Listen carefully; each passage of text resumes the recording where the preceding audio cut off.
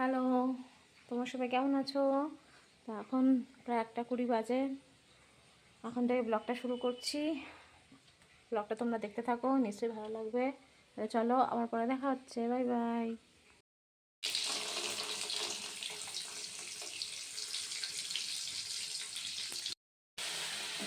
আমি কুমড়ো আর আলু ভাজতে বসিয়ে দিয়েছি। কী করবো বলো? এটা এখন আমি কুমড়ো আলুর ছক্কা করব। ভাজা অলমোস্ট হয়ে গেছে। এবার আমি একে একে সব মশলা দিয়ে দেবো।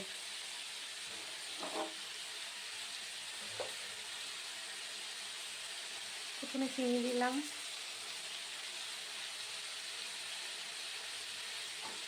তারপর নুন দিচ্ছি। নুনটা দেওয়ার পরিমাণ মতো দেবে।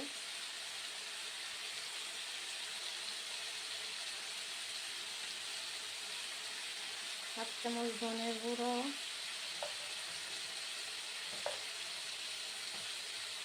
এক চামচ জিরের গুঁড়ো, সামান্য হলুদ গুঁড়ো।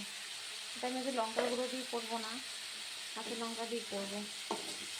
মাছের শেষে লঙ্কা গুঁড়ো শেষ হয়ে গেছে। দেখো এখানে কাঁচা লঙ্কা নিয়ে নিয়েছি, যেহেতু লঙ্কা গুঁড়ো নেই তাই কাঁচা লঙ্কা 4টে কাঁচা লঙ্কা কেটে নিয়েছি, সেটা আবার দিয়ে দেবো। দেখলে মশলাগুলো সব দিলাম, দিয়ে সব মিক্স করে দেবো। এরকমভাবে কুমড়ো যারা খায় না, এরকমভাবে বাইরে ট্রাই করে দেখবেন। কুমড়োর ছক্কা খুব ভালো লাগে খেতে, নিরামিষ দিনে দারুণ লাগে। এর মধ্যে চিংড়ি মাছ থাকলে, আমিষ দিনে চিংড়ি মাছ করলে তো আর কে দেখে।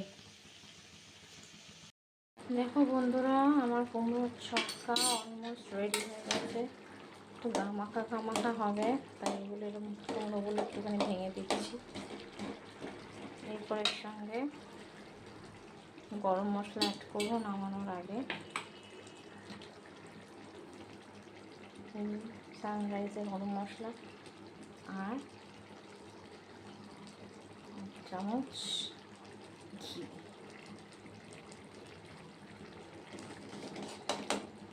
ব্যাস, আমার কুমড়োর ছক্কা রেডি।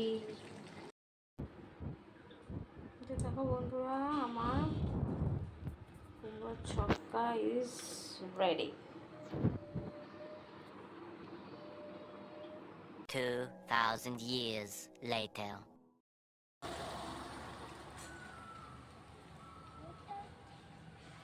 নামো, আর সে নামো তাড়াতাড়ি।